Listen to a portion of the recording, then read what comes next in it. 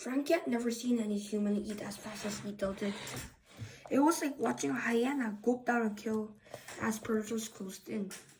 Finally, Ethel pushed her empty plate aside and said, "I feel like dancing. You?" Frankie looked down at her barely eaten Salisbury steak covered in brown gravy and the overcooked green beans.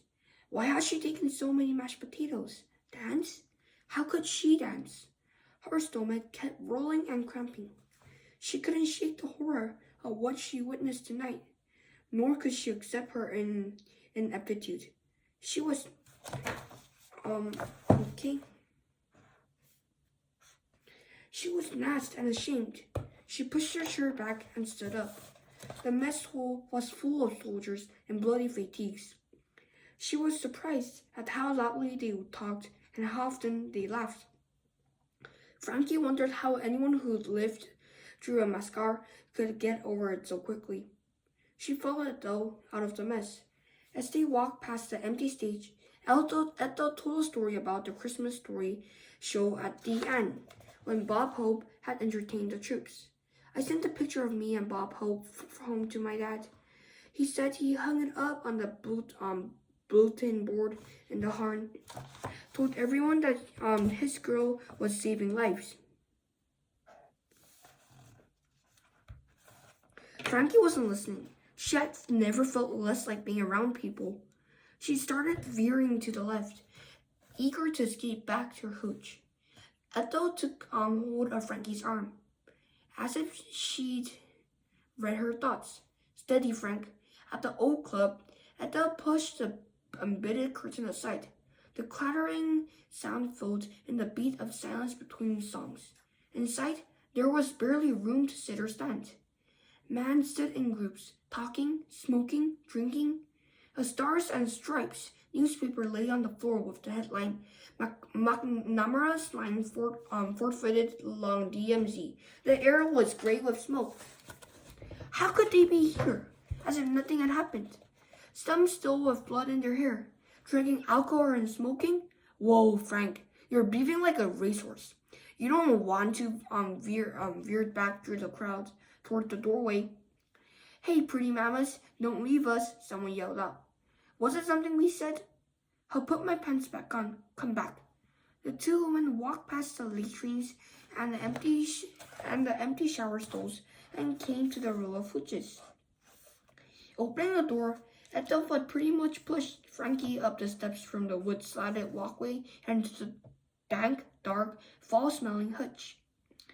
She turned on the light and took Frankie by the shoulders and forced her to sit on her cot. "I smelled like blood," Frankie said, "and you look like hell. It's a groovy combination. I should shower."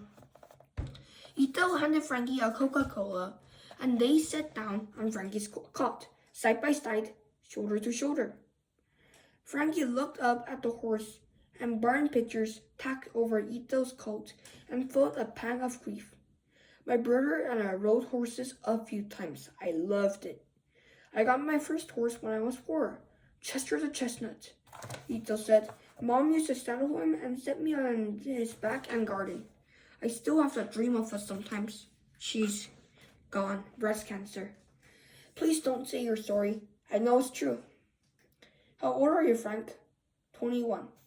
Ethel shook her head. Made a whistling sound. 21. Hell, I barely remember that age anymore. "I'm 25. "Wow," Frankie said. "You thought I was older, right? We age in dog years over here." Frank. "And it's my second tour. By the time I leave, I'll have chain ears and meet bifocals. You watch." Ethel lit up a cigarette. The gray smoke roughed them, made Frankie suddenly homesick for her mother. She found herself softening just a little. "Where's the Barb?" A kid from her hometown was brought in tonight with the crispy critters. "Not good. She's sitting with him, I bet." "Crispy critters? Burden victims, I know. We shouldn't call them that. You'll learn fast, Frank. We laugh so we don't cry." Frankie could hardly grasp such a thing. "I don't think Barb likes me," Frankie said. "Can't say. I blame her." "It's not you, Frank. Barb has had a tough road." Why? Ethel gave her a look. You have noticed the color in Brad's skins? I take it. Frankie felt her cheeks burn. There have been no black girls at St. Bernadette's, no black families at St. Michael's Church or on Ocean Boulevard, none in her sorority or her nursing program. Why was that, of course? But nothing, Frank. Let's just say Barb is sick and tired, and leave it at that. She's also one of the biggest surgical nurses you'll ever meet. Ethel put her arm around Frankie. Look, Frank, I know how you feel right now. We all do. We have been there. Your thinking is screwed up by signing for a thinking you don't belong. But let me tell you, kid, it doesn't matter where you're from or how you grow up or what God you believe in.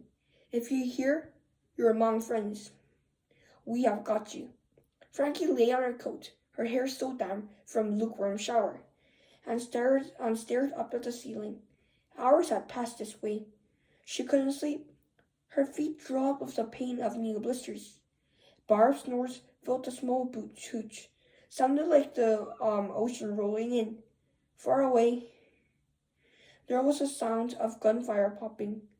Ethel tossed and turned, her cot squeaking at every movement. Images from tonight's Moscow ran through Frankie's mind. A kaleidoscope of horror. Torn limbs, blank stares, gushing bleeds, sucking chest wounds. One young man screaming for his mother. She needed to use the restroom. Should she waken up her roommates to go with her? No, not after that night they had had. She drew the covers off and got out of bed. Stood there in the dark. She heard something scurry across the floor, and already she didn't care. What were regrets to her after tonight? She dressed in her fatigues and slipped her stockinged feet into her boots, immediately feeling the raw blisters that had formed. Outside, the compound was relatively quiet. Some distant gunfire, an engine humming, a generator, maybe a faraway beat of music. She shouldn't go out, she knew that. It could be dangerous. Not all soldiers are gentlemen. Ethel said, reminding Frankie that the army at war wasn't so different from the word.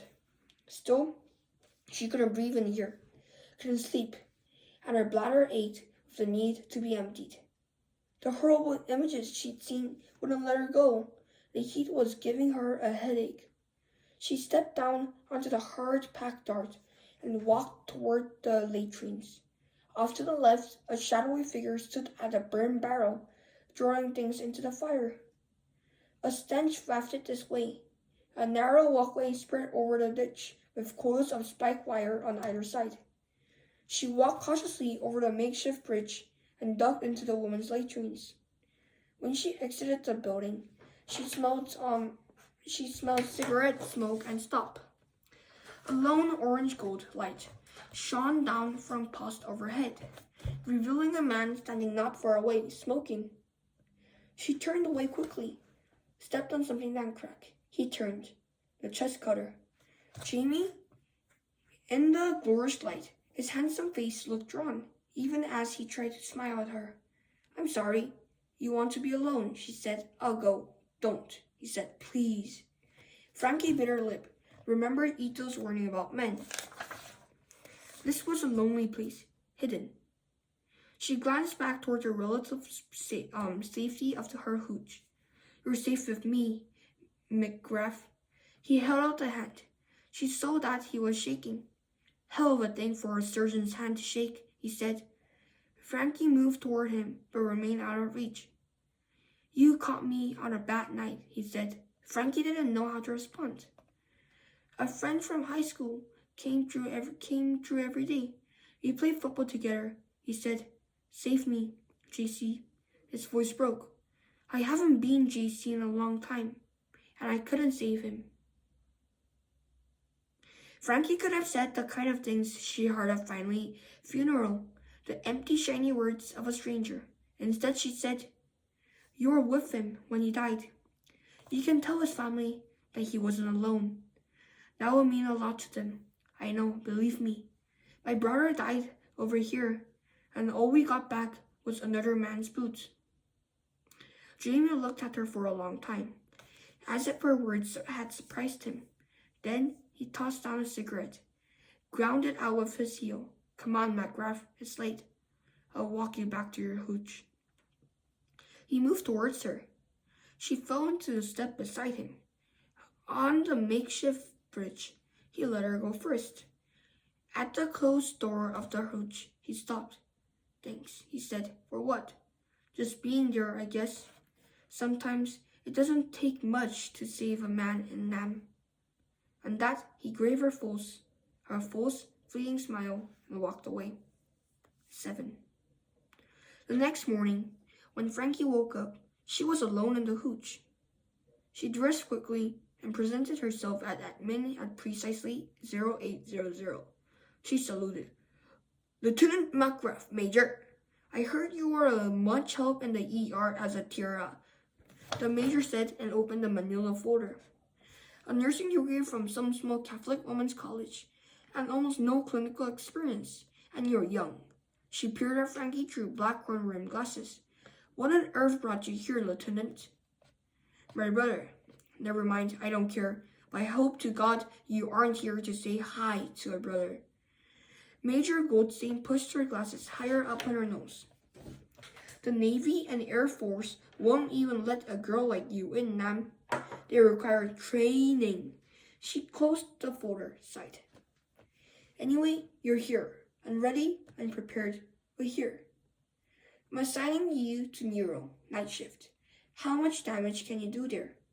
I'll do my best. Aha! Welcome to the 32nd Evac Hospital, McGrath. Be the best version of yourself.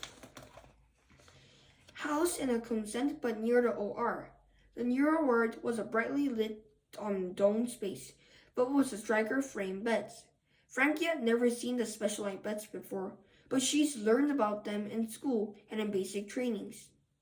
Beds for the parallelographics for patients with pelvic fractures,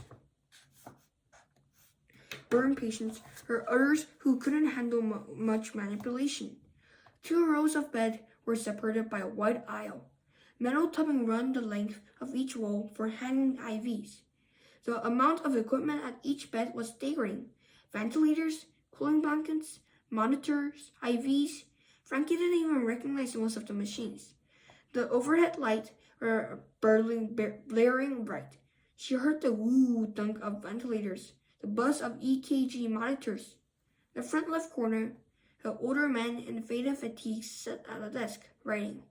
The only other soldier she saw standing was a corpsman at the far end of the ward. He was checking on a patient. Frankie straightened her posture and tried to look more confident than she felt as she walked over to the man at the desk. Second Lieutenant McGrath, reporting as ordered, sir. The man looked up. He had the tiredest eyes she'd ever seen and a face that showed a history of acne. Heavily jowled cheeks blurred his jawline. Francis, right? Frankie, sir. Captain Ted Smith, doctor. How much nursing experience do you have, Frankie? My RN, sir, and sometime on the night shift at my local hospital. Oh, she stood up. Walk with me. He strode forward at the first bed. He paused. Beside him lay a young Vietnamese man, his head wrapped in bandages. Drew with blood had seeped into the red-brown burst. He's Vietnamese, Frankie said, surprised. We treat the villagers who are brought in, Captain Smith said. Anyway, Frankie, every patient in here is brain damage. Most have no pupillary response.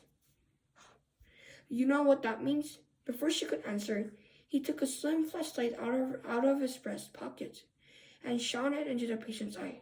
See that? No reaction. Fixed and deleted. You note that in his chart, along with the time and date. He showed her where and how to make the notation, then handed her a flashlight and walked on. Took her past one young American soldier after another who lay naked beneath pale sheets. Staring at nothing, most were on ventilators. There were several Vietnamese patients. This one walked into a rotor, He sat at the bed of a man with half his head bandaged and one arm gone. The last bed was occupied by a black man covered in bandages.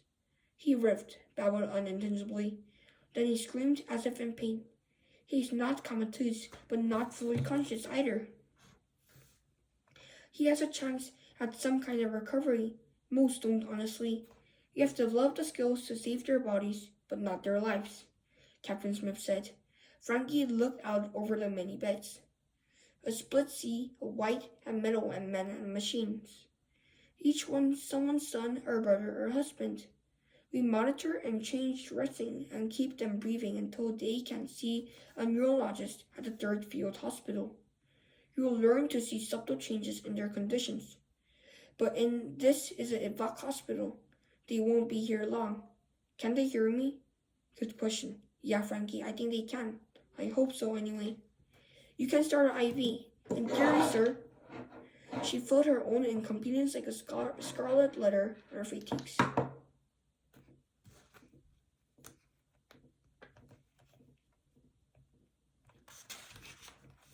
Don't worry, Frankie. You have got the heart. But I can tell skills I can teach. April 14th, 1967.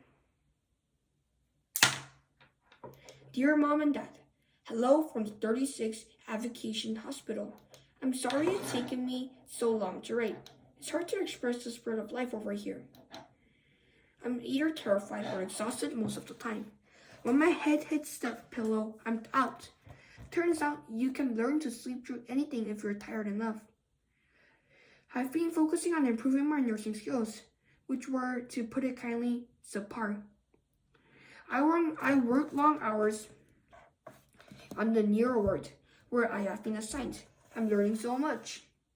I spend my shift shining bright lights into my patient's eye, marking down any pupil dilations, or lack thereof, changing surgical dressings, suctioning rounds, monitoring ventilators, changing IVs, turning paralyzed patients every hour, pinching or poking places on the body to see if they can feel pain. It is every bit as glamorous as it sounds. And Mom, you would definitely have something to say about how I look these days, but my skills are improving, slowly. I've made 2 friends over here, Ethel Flint, an ER nurse from Virginia, and Barb Johnson, a surgical nurse from Georgia. They're keeping me sane. My superior, Captain Smith, is great too. He's from a small town near Kansas City. You would love him, Dad. He collects watches and loves backgammon. I miss you. Send me news of the real world. All we get for newspapers over here is the Stars and Stripes. The only radio is Armed Forces Radio. Suffice it to say that we don't get news about the latest Burton Taylor bro. Please write back soon. Love you, Frankie. The relative quiet of the neuro ward was the perfect place for Frankie to improve her nursing skills. She was able to breathe here, to concentrate, to ask questions of Captain Smith, and with practice came the start of confidence. There were a few emergencies on this ward. The pace stirred of confidence. There were few emergencies on the ward. The patient's wounds had already been cared for in the OR. The patients were comatose, but most had other wounds they needed cure. 2. The quiet gave her time to think, to process, to read the detailed care notes she wrote after checking each patient. The job at the 36th evac was to get the patient stable enough to go to a field hospital for treatment. Pain management was the task Frankie took the most seriously. Because her patients couldn't speak, she took extra care with each one to assess and assume their pain levels. From the distance, the ward seemed to be full of young men stuck in the hinterland between life and death. Most had little or no reaction to any stimulus, but as Frankie learned skills it took to care for these men, she began to see them there not merely as bodies in pain, but as men hoping for something more. Each soldier made her think of Finley. She spoke to them softly, touched their hands. She imagined each patient lying here, locked in the black void of a coma, dreaming of home. Now she stood at the side of 19-year-old Private George Ruiz, a radio operator who had saved most of his platoon. Captain Smith had placed him in the back of the ward, which meant that the wasn't expected to live long enough for transfer. "Hey, Private," Frankie said, leaning down close, whispering directly into his ear. "I'm Frankie McGrath. I'm one of your nurses." She pulled a stainless steel card closer. It was stocked with sterile gauze, peroxide, and adhesive tapes. She need to replenish it all for the shift change. The overhead lights blared down on her, making her eyes ache. She reached gently for his legs, wondering if he had any sensation of being touched as she unwrapped the blood-stained gauze. "This might hurt," she said gently. She said gently as she began to pick up at the kersey, dried gauze, pulling it out of the pink jacked wound. She wished she could dampen the gauze to make it free easier, but this way the wound bled, and bleeding was good. Beneath the gauze, she looked for blackened bits of tissue or green pockets of pus. She leaned forward to smell the wound. All normal, no infection. "Looking good, Private Ruiz. A lot of the boys in this room would be envious of a healing like that," she said as she rebandaged the wound. Beside her, the ventilator rose and fell, whooshed and thumped, inflating and deflating his sunken chest. A commotion at the doors interrupted the quiet. Two bloody soldiers in dirty red fatigues walked into the ward, shoulder to shoulder. Ma'am, one of them said, stepping close to Private Ruiz. "How is he?" "He's in a coma," she said. "Will he wake up?" "I don't know." The other soldiers stepped in beside her friends. "She saved our lives. He wanted to go home and be a fireman. Some shit-ass border town in West Texas. I told him he'd never pass the test." He looked at Frankie. "I gotta tell him I was just yanking his chain." "He's hanging on," she said. It was all the hope she could offer, and it was true. With life, there had to be hope. "Thank you, ma'am, for taking care of him. Could we take a picture of you with him for his mama?" "Of course," she said quietly, thinking how much a picture of family would have meant to her family. She moved closer to the young man, held his limp hands in hers. The soldier snapped a shot. "He's lucky to have friends like you," Frankie said. "Tell his mother he wasn't alone." The soldier nodded solemnly.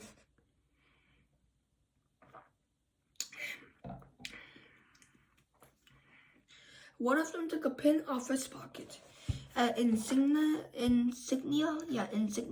of some kind, and handed it to Frankie. "Thanks, ma'am." He stared at Ruiz for a moment longer, then left. Frankie pocketed the pin and looked down at her patient. "You have some good buddies," she said, replenishing his IV. By the end of her long night shift, it was all she could do to stand upright, with barely a glance at Debbie John, the nurse who'd come in to replace her. Frankie stumbled out of the ward. It was early in the morning, and already the sun beat down on her. She bypassed the masked hole, not hungry, and the old club, no desire to party, and headed to her hooch. She could tell by the sound of small arms fires and helicopters in the distance that there would be patients incoming soon. She better sleep while she could. Thankfully, the hooch was empty. Barb and Ita worked days, mostly. For weeks, she'd barely seen her roommates. Grateful for the relative quiet, Frankie untied her boots, put them in her locker, and laid down her cot. She was asleep in minutes. "Rise and shine, princess." "Go away, Ita, I'm sleeping." Frankie rolled onto her side. "No, Babs, and I've talked about it, and we're taking you under our wings." "Wings?" She looked at Barb, who shrugged. Frankie groaned and put the pillow over her head. "Cool. Starting tomorrow." "Starting today, Frank. You've been hiding out with the Gorge for 6 weeks. We haven't seen you in the old club in weeks. Who comes to Nam and plays with no one?" "I'm learning to be a competent nurse. That's what today's all about. Now, get up before I pour cold water on you." Put on your fatigues. We're going on a field trip. Bring your camera. Ito yanked the blanket off of Frankie, revealing her bare legs. Grumbling, Frankie stumbled out of bed and dressed in a t-shirt and fatigue pants that were still new looking, unarmed by blood stains. There weren't a lot of bloody emergency in Euro. Ito and Barb waited for outside the mess hall. We're off to see the wizard. Word is that no mounted are incoming, Barb said, smiling. She handed Frankie an olive green canvas boonie hat. You will need this. Outside, the camp was blissfully quiet. No helicopters delivering wounded, no mortars exploding in the distance. Men were throwing a football back and forth as a water truck rolled past. Ethel and Barbara led the way to a 2.5-ton truck, the deuce and a half that was parked near the gates of the hospital. They climbed up into the back along with Captain Smith. Several men from an infantry unit stood among them, carrying rifles. Climb in, Barb said to Frankie. They're not gonna wait forever. Frankie climbed up into the truck's bed and took a seat on the metal floor beside the gunner. The big truck rumbled to life. Shik started to roll forward. Where are we going? Frankie asked. Madcap, Ito said, as the deuce and a half rumbled past the guarded gates and out into the countryside. Was it safe out here? The Medical Civic Action Program, we provide medical care to locals. I'm sure you have seen them in words. Captain Smith organizes these outings whenever he can, says they remind him of his practice back home.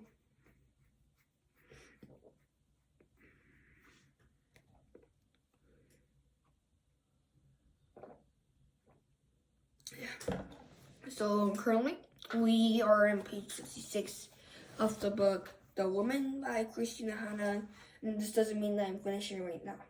So I just want to have a 2-minute break, so I'll be back soon. Peace out.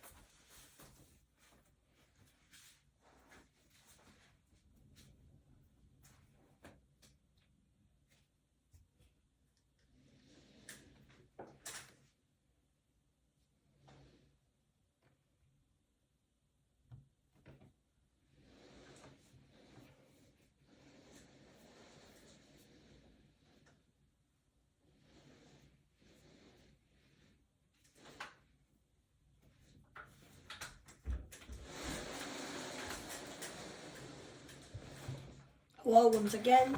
I'm gonna now continue reading. So I think let's start with where are we going? Frankie asked. We're going. This is not part of the story. We're going to read. Madcap, Ito said as she deduced and a hat rumbled past the guarded gates and out into the countryside. Was it safe out here? The Medical Civic Action Program provided medical care to locals.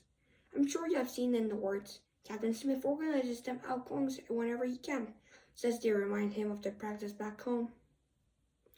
He drove through a village that was not far from the hospital compound.